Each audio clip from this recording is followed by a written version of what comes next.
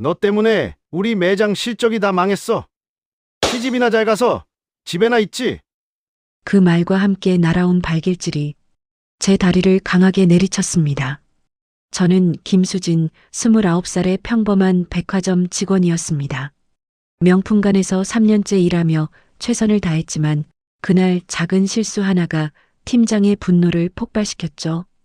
이런 무능한 직원을 며느리로 둔 집안이 뭐가 대단해? 그때는 몰랐습니다. 복도에서 이 장면을 지켜보던 평범한 옷차림의 노신사가 제 시아버지였다는 것을. 지금부터 이 사연 시작합니다. 사연 시작 전에 구독 버튼을 눌러주시고 어디서 듣고 계신지 댓글에 남겨주시면 행운 가득한 기운을 전달해 드립니다. 그날 오전 명품관 사무실은 냉랭한 분위기로 가득했습니다. 팀장 이정훈이 저를 호출한 건 고객 한 분이 제품 교환을 요청했을 때 제가 즉시 처리하지 못했다는 이유였죠. 사실 재고 확인 시스템에 오류가 있어서 본사에 문의하느라 시간이 걸렸을 뿐인데 팀장은 그런 사정을 들으려 하지 않았습니다. 김수진, 당신 도대체 뭐 하는 거야? 이정훈 팀장이 책상을 탁 치며 소리쳤어요. 사무실 안에 다른 직원들이 모두 고개를 숙였습니다. 이런 광경은 이미 익숙했거든요. 팀장은 거의 매일 누군가를 사무실로 불러 질책했고 오늘은 제 차례였죠. 저는 최대한 차분하게 상황을 설명하려 했습니다. 죄송합니다. 재고 확인 시스템에 문제가 있어서 본사에 문의했습니다. 하지만 팀장은 제 말을 끊었어요. 시스템 문제? 그게 핑계가 돼? 고객님이 기다리는 게 몇 분인데. 이러니까 우리 매장 실적이 계속 떨어지는 거야. 팀장의 목소리가 점점 커졌습니다. 저는 고개를 더 깊이 숙일 수밖에 없었어요. 이정훈 팀장은 45살로 백화점에서 15년을 근무한 베테랑이었습니다. 하지만 그의 경력은 직원들에게 존경이 아닌 두려움을 주었죠. 그는 실적에만 집착했고 직원들의 인격은 안중에도 없었거든요. 저는 이곳에서 3년째 일하고 있었습니다. 명품관 판매직은 제가 정말 좋아하는 일이었어요. 고객들에게 최고의 서비스를 제공하고 그분들이 만족하며 돌아갈 때의 뿌듯함이 좋았습니다. 하지만 이정훈 팀장 밑에서 일하면서 그 즐거움은 점점 사라져갔죠. 정말 죄송합니다. 다음부터는 더 신경 쓰겠습니다. 제가 다시 사과하자 팀장은 비웃듯이 말했습니다. 신경 쓴다고 되는 게 아니야. 능력이 안 되면 이 일을 하지 말아야지. 시집이나 잘 가서 집에나 있으면 되잖아. 그 말에 가슴이 철렁 내려앉았어요. 저는 3달 전에 결혼했습니다. 남편은 평범한 중소기업 회사원이고 우리는 맞벌이로 조금씩 살림을 꾸려가고 있었죠. 시댁 식구들도 제가 일하는 걸 응원해 주셨어요. 특히 시아버지께서는 며느리가 자기 일을 갖고 있는 게 자랑스럽다고 말씀하셨습니다. 그런데 팀장은 제가 결혼했다는 이유만으로 업무 능력까지 폄하하는 거였어요. 마치 기혼 여성은 직장에서 쓸모없다는 듯한 말투였죠. 저는 그런 편견과 싸우며 일해왔는데 상사에게서 이런 말을 듣는다니 참담했습니다. 아닙니다. 저는 이 일을 계속하고 싶습니다. 제가 작게 대답하자 팀장의 얼굴이 더욱 일그러졌어요. 그는 의자에서 벌떡 일어나 제 앞으로 다가왔습니다.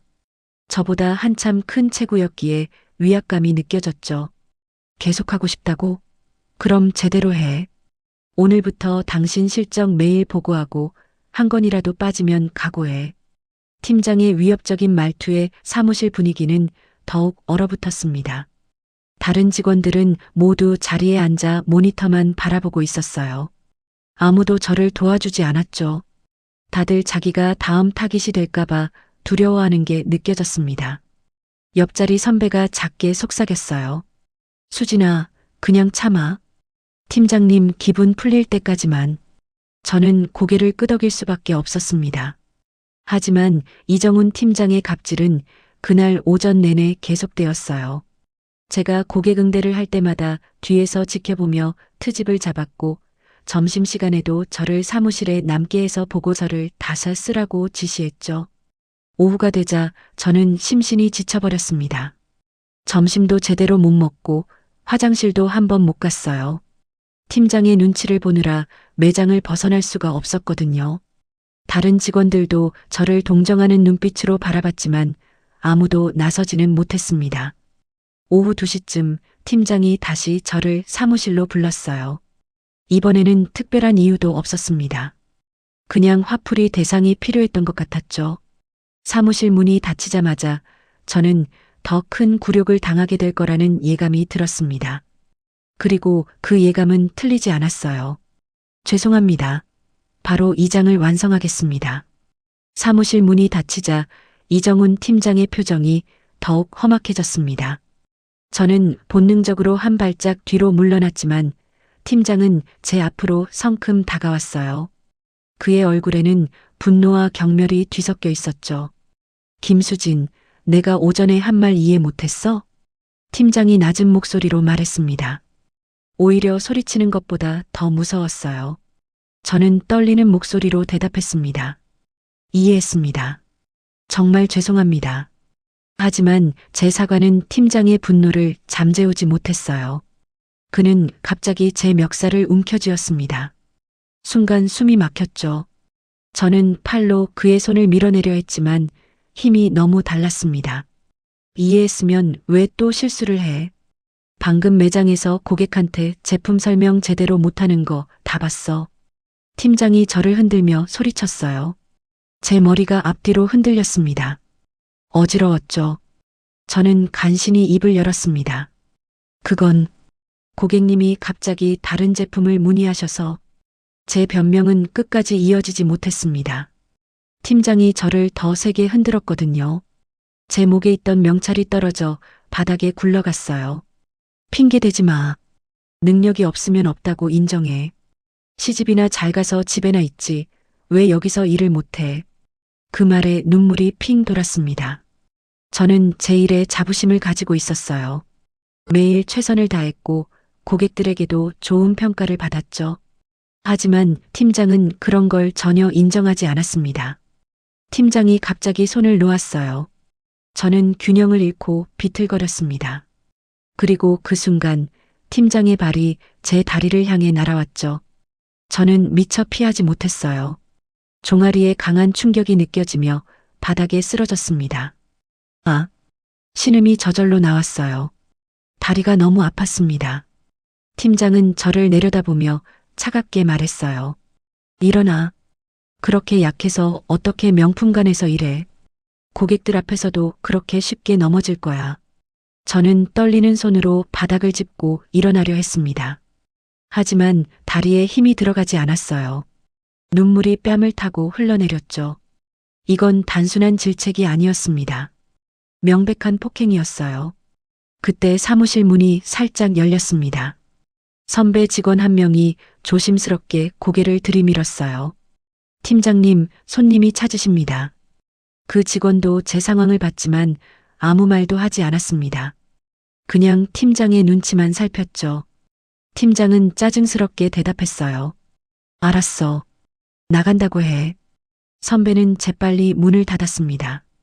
저는 간신히 몸을 일으켜 세웠어요. 다리가 욱신거렸지만 표정을 관리하려 애썼죠. 팀장은 제 모습을 비웃듯 바라보며 말했습니다. 보기 흉하니까 화장이나 고치고 나와.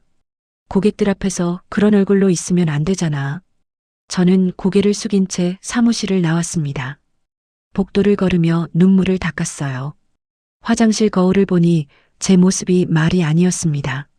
눈은 빨갛게 충혈되어 있었고 머리는 흐트러져 있었죠. 저는 화장을 고치며 생각했습니다. 이 일을 계속해야 할까? 하지만 쉽게 포기할 수 없었어요. 이 일은 제가 좋아하는 일이었고 저는 여기서 인정받고 싶었거든요. 화장실에서 나와 매장으로 돌아가려는데 복도 끝에서 한 남성이 걸어오는 게 보였습니다. 60대 중반쯤 되어 보이는 분이었어요. 평범한 체크무늬 셔츠에 검은색 면바지를 입고 계셨죠. 손에는 작은 쇼핑백 하나만 들고 계셨습니다. 그분은 저를 보더니 잠시 걸음을 멈췄어요. 그리고 조심스럽게 물었습니다. 하지만 저는 그때 그분이 누구인지 전혀 몰랐죠. 그저 고객 한 분이 길을 물어보시려는가 보다 생각했습니다. 제가 예의 바르게 인사하려던 순간 뒤에서 이정훈 팀장의 목소리가 들렸어요. 사무실 문이 열리며 팀장이 나왔습니다. 그는 저와 그 남성을 번갈아 보더니 인상을 찌푸렸죠. 그리고 저에게 다가와 낮은 목소리로 말했습니다. 저는 다시 사무실로 끌려 들어갔어요. 그 평범한 옷차림의 남성은 여전히 복도에 서 계셨습니다. 저는 다시 사무실로 끌려 들어갔습니다. 이정훈 팀장이 문을 쾅 닫으며 저를 노려봤어요. 그의 얼굴은 분노로 일그러져 있었죠. 저는 또다시 질책을 당할 거라는 생각에 온몸이 경직되었습니다. 너 지금 뭐 하는 거야? 복도에서 멍하니 서 있고 팀장이 차갑게 말했어요. 저는 고개를 숙인 채 대답했습니다. 죄송합니다. 팀장은 책상에 기대며 팔짱을 꼈습니다. 그리고 저를 위아래로 훑어보더니 비웃듯 말했죠. 시집 가더니 일도 제대로 못하네. 차라리 그만둬. 그 말이 가슴을 찔렀지만 저는 아무 말도 하지 못했어요. 그저 눈물을 참으며 고개를 숙이고 있을 뿐이었죠. 팀장은 계속해서 저를 모욕했습니다. 제 능력을 폄하하고 결혼한 여직원은 쓸모없다는 식으로 말했어요. 그때 사무실 문이 노크 소리 없이 조용히 열렸습니다. 저는 고개를 들었어요. 문 앞에 아까 복도에서 봤던 그 남성이 서 계셨죠. 평범한 체크무늬 셔츠를 입은 60대 중반의 남성이었습니다. 그분은 차분한 목소리로 물었어요. 무슨 일입니까? 이정훈 팀장이 그분을 보더니 인상을 찌푸렸습니다. 그리고 짜증스럽게 대답했죠. 어르신이 누군데 여기 함부로 들어와요. 여긴 직원 전용 공간이에요. 그 남성은 팀장의 무례한 말투에도 표정 하나 변하지 않았습니다. 오히려 더 차분하게 다시 물었어요. 이 직원분을 왜 이렇게 대하십니까? 저는 그분이 제 상황을 걱정해 주시는 게 감사했지만 동시에 걱정도 되었습니다. 팀장이 화를 내면 그분도 피해를 입을 수 있었거든요. 저는 조심스럽게 말했습니다. 괜찮습니다. 저희 내부 문제니까요. 하지만 그분은 저를 부드럽게 바라보며 고개를 저었어요. 그리고 다시 팀장을 향해 물었죠. 팀장은 이제 완전히 화가 난 표정이었습니다. 도대체 누구시길래 이렇게 참견하는 거예요? 당장 안 나가면 경비 부르겠어요. 그분은 여전히 침착했습니다. 조용히 사무실 안으로 한 걸음 들어오며 팀장을 바라봤어요. 그의 눈빛에는 단호함이 담겨 있었죠. 경비를 부르시기 전에 제 명함부터 보시는 게 좋을 것 같습니다. 그분이 주머니에서 명함 한 장을 꺼내 팀장 책상 위에 조용히 놓았습니다. 팀장은 명함을 힐끗 보더니 비웃으며 말했어요. 명함? 무슨 명함을 들이밀어요. 팀장이 그 명함을 집어들더니 내용도 보지 않고 찢어버렸습니다. 제 눈앞에서 명함이 두 조각으로 갈라졌죠. 그 순간 그분의 표정이 살짝 굳어지는 게 보였습니다. 나가요. 당장. 팀장이 손가락으로 문을 가리키며 소리쳤어요. 저는 상황이 더 악화될까봐 두려웠습니다. 그분도 이제 포기하고 나가실 거라 생각했죠. 하지만 그분은 움직이지 않았습니다. 대신 주머니에서 휴대폰을 꺼내 전화를 걸기 시작했어요. 팀장은 그 모습을 보고 황당하다는 듯 웃었습니다. 저 역시 그분이 왜 전화를 거는지 이해할 수 없었죠. 전화가 연결되자 그분이 조용히 말했습니다. 하지만 그 말의 내용은 저와 팀장을 얼어붙게 만들었어요. 그분은 차분하게 하지만 확고한 목소리로 말을 이어갔습니다. 저는 그 순간 무언가 잘못되고 있다는 느낌을 받았습니다. 팀장의 얼굴에서도 당황한 기색이 스쳐 지나갔죠. 하지만 우리는 아직 그분이 누구인지, 왜 이런 상황이 벌어지고 있는지 전혀 알지 못했습니다. 단지 뭔가 엄청난 일이 일어나려 한다는 예감만이 사무실을 가득 채웠어요. 그분의 전화 통화가 시작되었습니다. 처음에는 조용했지만 그 내용은 점점 더 이상해졌어요. 그분은 휴대폰을 귀에 대고 차분하게 말했습니다. 여보게 나야. 평범한 인사였어요. 하지만 그 다음 말이 저와 팀장을 긴장하게 만들었죠. 지금 우리 백화점 명품관에 있네. 우리 백화점이라고요. 저는 그 말에 순간 귀를 의심했습니다. 이정훈 팀장도 표정이 굳어지는 게 보였어요. 그분은 계속 전화 통화를 이어갔죠. 응, 직원 한 명이 상사에게 폭행당하는 걸 봤어. 심각하네. 그 말에 팀장의 얼굴이 하얗게 질렸습니다. 저는 아직도 상황을 정확히 이해할 수 없었어요.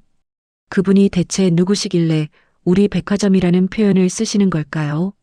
그분은 잠시 상대방의 말을 듣더니 고개를 끄덕였습니다. 그리고 다시 말했어요. 즉시 본사법무팀 보내게. 인사팀도 함께. 본사법무팀이요. 저는 가슴이 두근거리기 시작했습니다. 혹시 그분이 본사 임원이신 걸까요?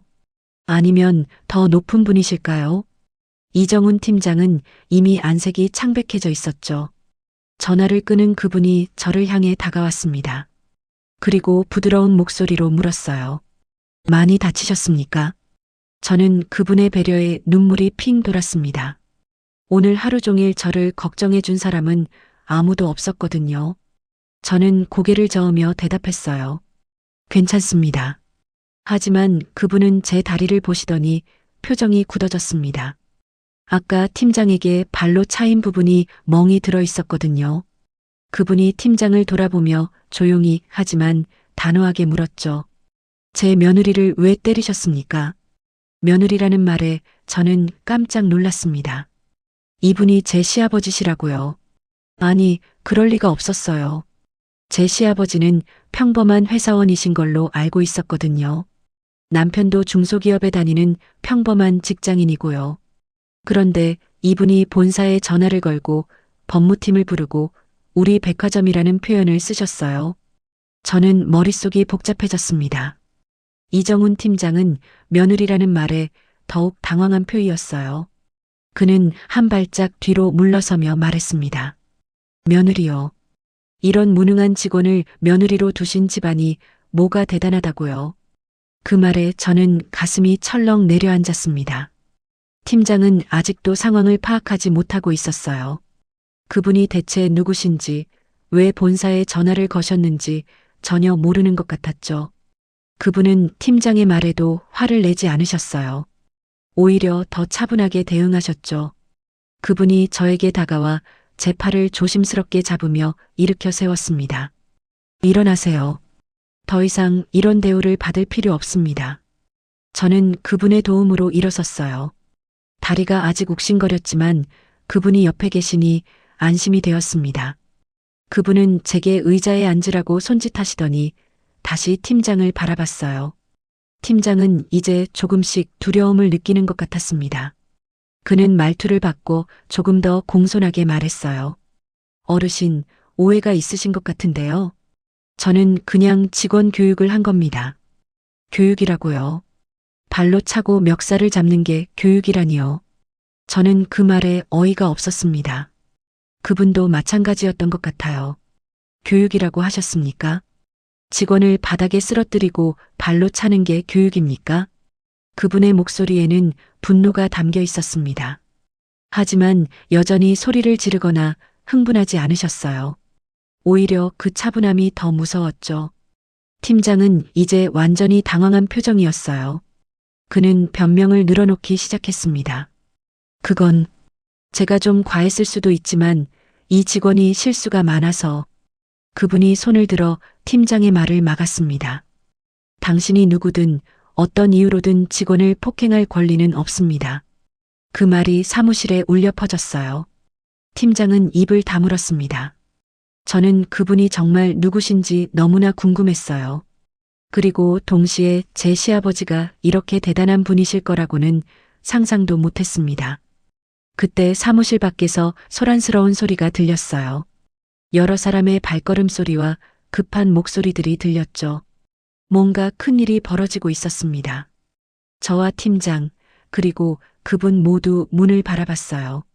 사무실 문이 열렸습니다. 점장 장미라가 급하게 들어왔어요.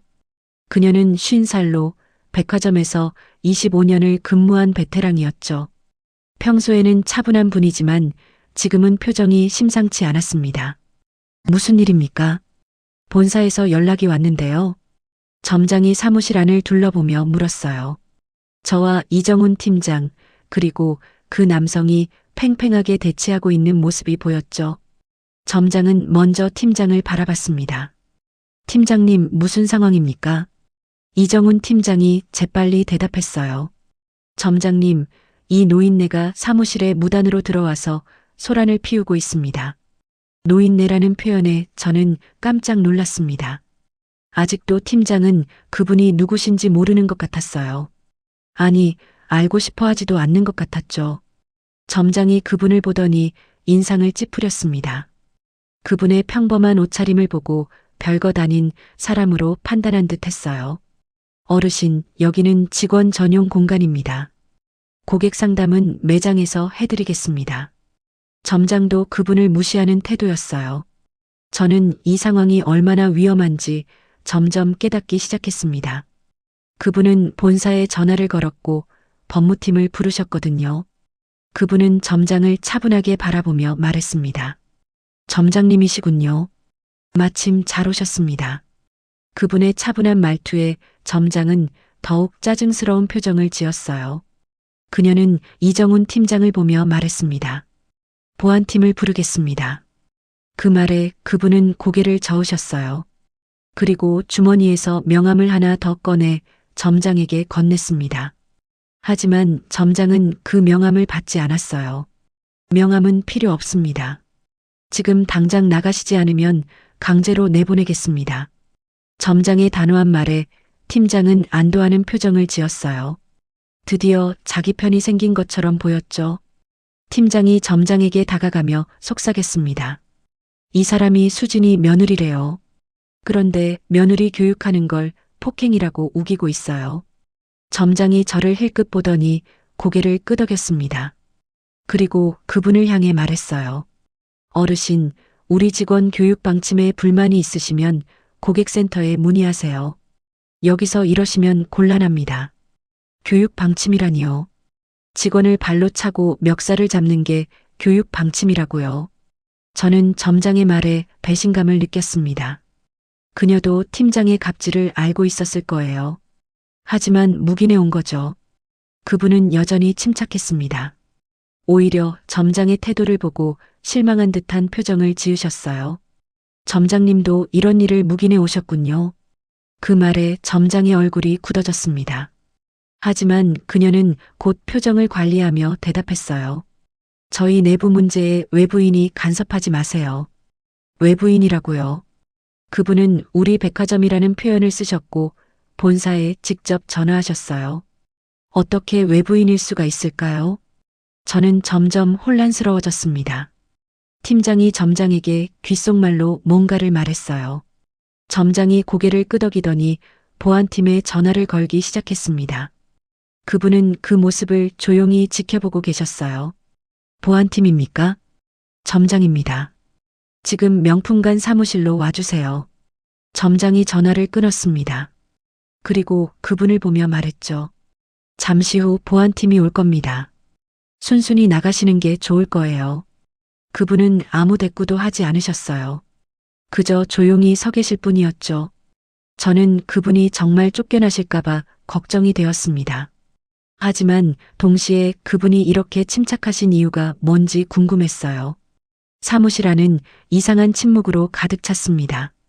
팀장과 점장은 승리한 듯한 표정이었고 저는 불안했어요. 그분만이 여전히 차분한 표정을 유지하고 계셨죠. 그때 복도에서 다시 발걸음 소리가 들렸습니다. 하지만 이번에는 보안팀의 발걸음이 아니었어요. 훨씬 많은 사람들의 발소리였고 더 급박하게 들렸죠. 그 소리는 점점 가까워졌습니다. 사무실 문이 다시 열렸어요. 하지만 들어온 사람들은 보안팀이 아니었습니다. 정장을 입은 여러 명의 사람들이 일제히 들어왔죠. 그들의 표정은 매우 심각했어요. 점장과 팀장의 얼굴이 순식간에 하얗게 질렸습니다. 저도 무슨 일인지 몰라 당황했어요. 그 순간 그분이 조용히 미소를 지으셨습니다. 마치 이 모든 게 예상된 일이었다는 듯이요.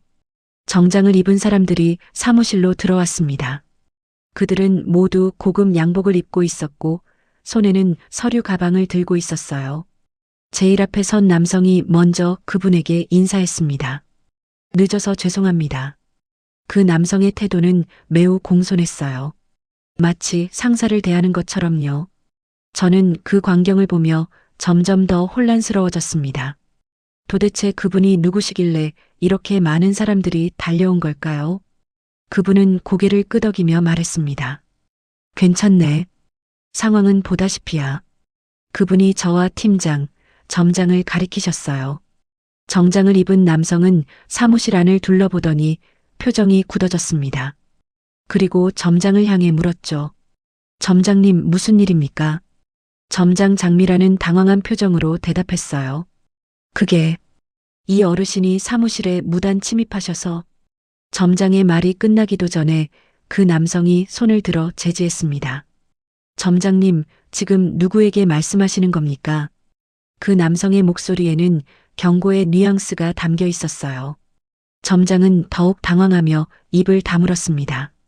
이정훈 팀장도 이제는 안색이 창백해져 있었죠. 다른 정장 입은 사람이 점장에게 명함을 건넸습니다. 점장이 명함을 받아보더니 얼굴이 하얗게 질렸어요. 그녀의 손이 떨리기 시작했습니다. 본사, 법무팀장님. 점장의 목소리가 떨렸어요. 법무팀장이라고요. 그러면 이분들은 모두 본사에서 온 사람들이었던 거죠. 저는 그제야 상황의 심각성을 깨달았습니다. 이정훈 팀장도 명함을 보고는 당황한 기색을 감추지 못했어요. 그는 한 발짝 뒤로 물러서며 말했습니다. 저희가 몰라 뵙고 실례했습니다. 하지만 법무팀장은 팀장의 사과를 무시했어요. 대신 그분을 향해 다시 말했습니다. 정확한 상황을 보고 드리겠습니다. 그분이 고개를 끄덕였어요. 그리고 저를 보며 조용히 물었습니다. 괜찮겠습니까? 여기서 이야기해도. 저는 그분의 배려에 감동했어요. 이 모든 혼란 속에서도 제 감정을 먼저 생각해 주시다니요. 저는 고개를 끄덕였습니다. 네, 괜찮습니다. 법무팀장이 저에게 다가왔어요. 그리고 부드러운 목소리로 물었습니다. 직원분 성함이 어떻게 되십니까? 제가 대답하려는 순간 그분이 대신 말씀하셨어요. 김수진입니다. 제 며느리예요. 며느리라는 말에 법무팀장과 다른 임원들의 표정이 순간 굳어졌습니다. 그들은 서로 눈빛을 교환했어요. 뭔가 매우 중대한 사실을 깨달은 듯한 표정이었죠. 점장과 팀장은 이제 완전히 얼어붙어 있었습니다. 그들도 뭔가 잘못되고 있다는 걸 느끼는 것 같았어요.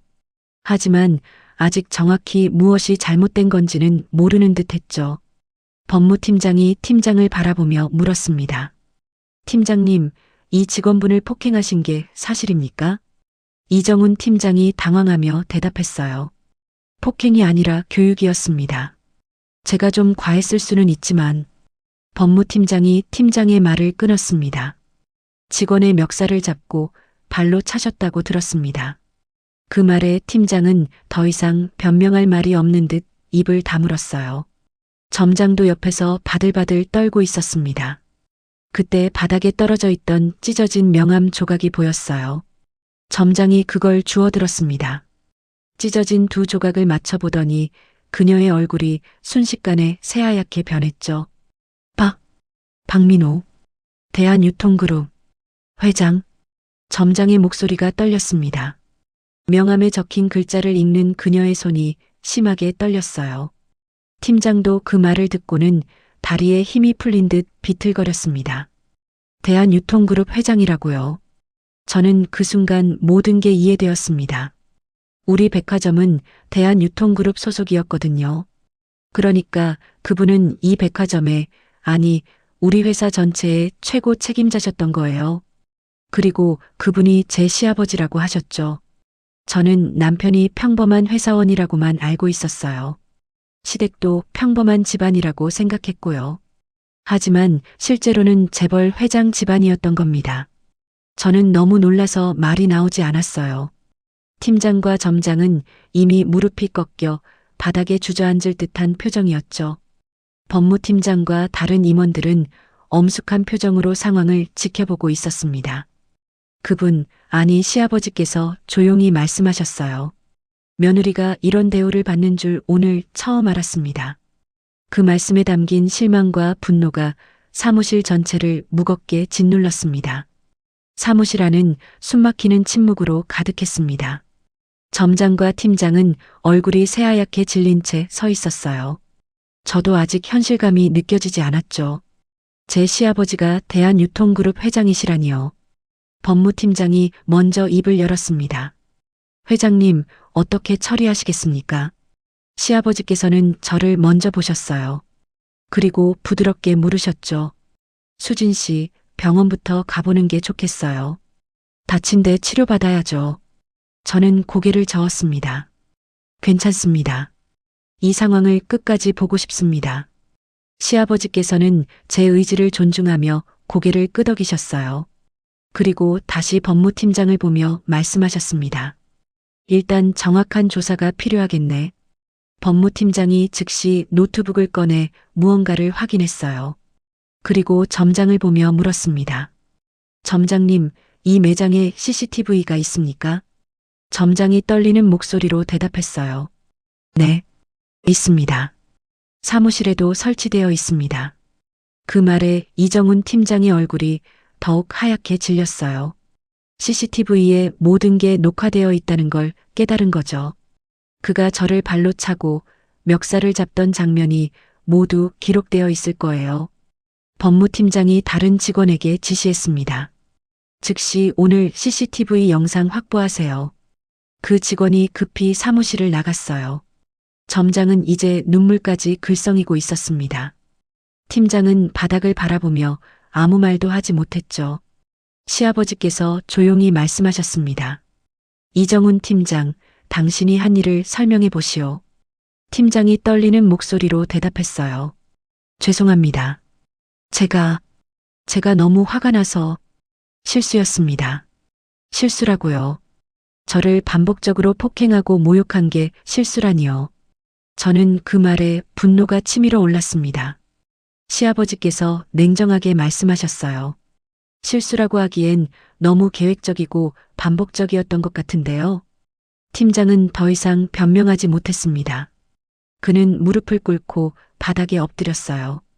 용서해 주십시오. 다시는 이런 일 없을 것입니다. 하지만 시아버지께서는 단호하셨습니다. 다시는 이런 일이 없을 거예요. 왜냐하면 당신은 오늘부로 해고될 테니까요.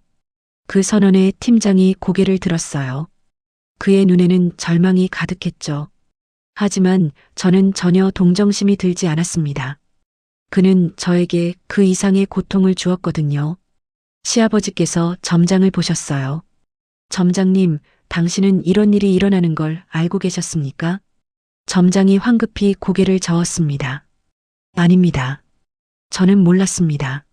하지만 법무팀장이 끼어들었어요. 점장님, 거짓말은 하지 마십시오. 다른 직원들 진술을 받으면 금방 드러날 겁니다. 점장의 얼굴이 더욱 창백해졌어요. 그녀도 알고 있었던 거죠. 팀장의 갑질을 묵인해 왔던 겁니다. 본사와의 관계를 위해, 실적을 위해 직원들의 인권은 뒷전이었던 거예요. 그때 아까 나갔던 직원이 돌아왔습니다. 노트북을 들고 있었어요.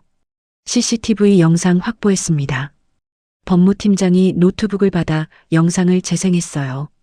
화면에는 오늘 오후 사무실에서 벌어진 일들이 그대로 나타났습니다. 팀장이 저를 질책하고 멱살을 잡고 발로 차는 모습이 선명하게 보였죠. 영상을 보던 임원들의 표정이 굳어졌습니다. 시아버지께서도 표정이 어두워지셨어요. 저는 영상 속 제 모습을 보며 다시 한번 그때의 굴욕감이 떠올랐습니다. 영상이 끝나자 법무팀장이 말했어요. 명백한 직장 내 폭행입니다. 형사고소도 가능합니다. 팀장이 더욱 절망적인 표정을 지었어요. 점장도 옆에서 바들바들 떨고 있었죠. 시아버지께서 저를 보시며 물으셨습니다. 수진 씨, 당신의 의견을 듣고 싶어요. 어떻게 하고 싶습니까? 저는 잠시 생각했어요. 팀장을 용서할 수는 없었습니다. 하지만 복수하고 싶지도 않았어요. 단지 정당한 처벌이 이루어지길 바랐죠. 법대로 처리되었으면 좋겠습니다. 시아버지께서 고개를 끄덕이셨어요. 그렇게 하겠습니다. 법무팀장이 즉시 지시를 내렸어요. 인사팀, 이정훈 팀장 즉시 해고 처리하세요. 그리고 경찰에 폭행죄로 고소하겠습니다. 팀장이 울먹이며 애원했지만 소용없었어요. 그는 스스로 자초한 일이었죠. 시아버지께서 점장을 보시며 말씀하셨습니다. 점장님은 갑질 묵인 책임으로 강등 조치하겠습니다. 그리고 전 매장을 대상으로 인권 교육을 실시하세요. 점장이 고개를 숙였어요. 그녀도 자신의 잘못을 인정할 수밖에 없었죠. 시아버지께서 저에게 다가오셨습니다. 수진 씨, 며느리가 이런 일을 당하는 줄 몰라서 미안해요. 아버지로서 제대로 챙기지 못했네요. 저는 눈물이 핑 돌았어요. 시아버지의 진심 어린 사과에 마음이 뭉클해졌습니다. 아닙니다. 제가 말씀드리지 않았던 거예요. 시아버지께서 제 어깨를 다독이셨어요. 그리고 법무팀장에게 말씀하셨습니다. 앞으로 전 직원 대상으로 갑질 신고 시스템을 구축하세요. 이런 일이 다시는 일어나지 않도록. 일주일이 지났습니다. 그날 이후 백화점에는 많은 변화가 있었어요. 이정훈 전 팀장은 해고되었고 경찰 조사를 받고 있었죠.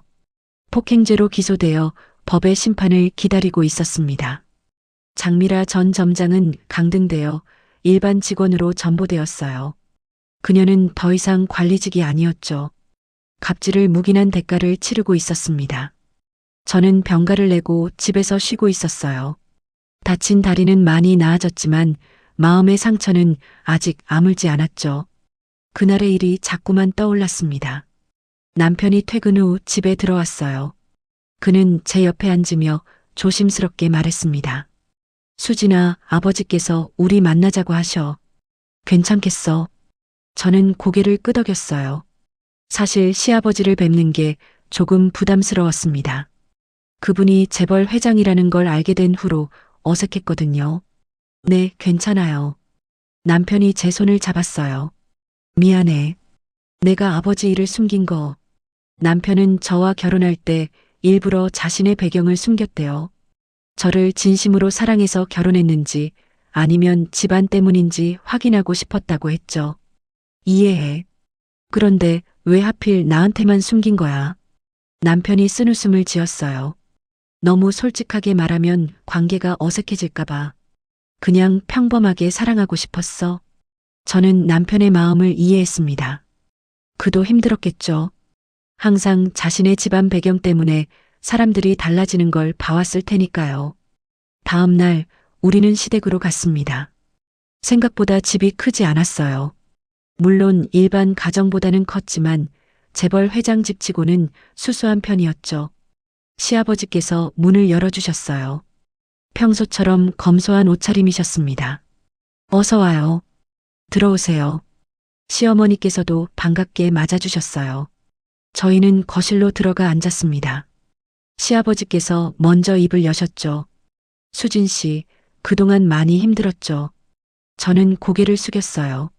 괜찮습니다. 시아버지께서 진지한 표정으로 말씀하셨어요. 며느리가 직장에서 그런 일을 당하는 줄 몰랐어요. 제가 회사를 제대로 관리하지 못한 거죠.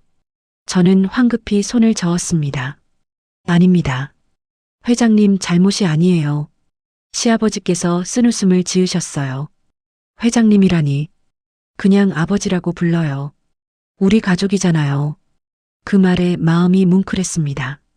시아버지께서는 저를 진짜 가족으로 생각하고 계셨던 거예요. 네. 아버지. 시아버지께서 만족스러운 표정을 지으셨어요. 그리고 말씀을 이어가셨죠.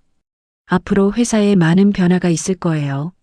전 직원 대상으로 인권 교육을 실시하고 갑질 신고 시스템도 만들었어요. 시어머니께서도 거들었습니다. 우리도 며느리한테 미안해요.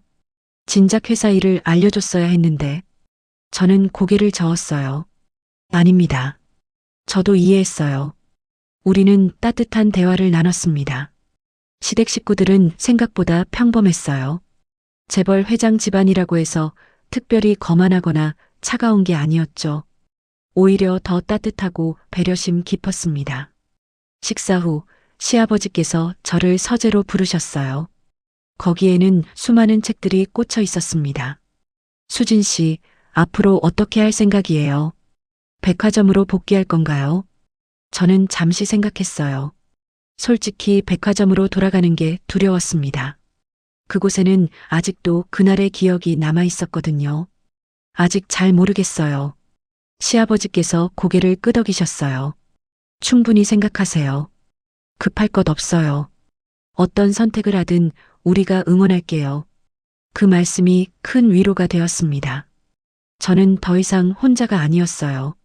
저를 지켜줄 가족이 있었죠. 한 달 후, 저는 백화점으로 복귀했습니다. 두려웠지만 제가 사랑하는 일을 포기하고 싶지 않았거든요. 그리고 변화된 회사 분위기를 직접 느끼고 싶었어요. 출근 첫날, 동료들이 반갑게 맞아줬습니다. 새로운 팀장님도 친절했어요. 회사는 정말 많이 달라져 있었죠. 제자리에 앉으니 선배가 다가왔어요. 수진아, 잘 돌아왔어. 그동안 회사가 많이 바뀌었어. 저는 미소를 지으며 고개를 끄덕였습니다. 이제는 직원들이 갑질을 당하면 즉시 신고할 수 있는 시스템이 생겼어요. 인권 교육도 정기적으로 실시되고 있었죠. 점심시간에 휴게실에서 뉴스를 봤어요. 이정훈 전 팀장이 직장 내 폭행죄로 벌금형을 선고받았다는 내용이었습니다. 그는 더 이상 이 업계에서 일할 수 없을 거예요. 저는 창밖을 바라봤습니다. 하늘이 맑았어요. 이제 저는 당당하게 제 일을 할 수 있었습니다. 누구도 저를 부당하게 대할 수 없었죠. 그날 저녁 남편에게 전화가 왔어요. 오늘 어땠어? 저는 미소를 지으며 대답했습니다. 좋았어. 이제 정말 새로운 시작 같아. 진정한 권력은 약자를 지키는 데 쓰여야 합니다. 시아버지께서는 그걸 보여주셨어요. 그분은 높은 지위에 있으면서도 겸손했고 부당한 일에는 단호했죠. 저는 이 일을 통해 배웠습니다. 침묵하지 말아야 한다는 것을요. 부당한 일을 당하면 목소리를 내야 한다는 것을요. 그리고 진정한 가족은 혈연이 아니라 마음으로 이어진다는 것도 알게 되었습니다. 여러분도 직장에서 부당한 대우를 받으신다면 절대 참지 마세요. 목소리를 내세요. 여러분에게도 저처럼 지켜줄 누군가가 반드시 있을 거예요. 여러분의 소원이 모두 이루어지길 바라며 이 사연을 마치겠습니다.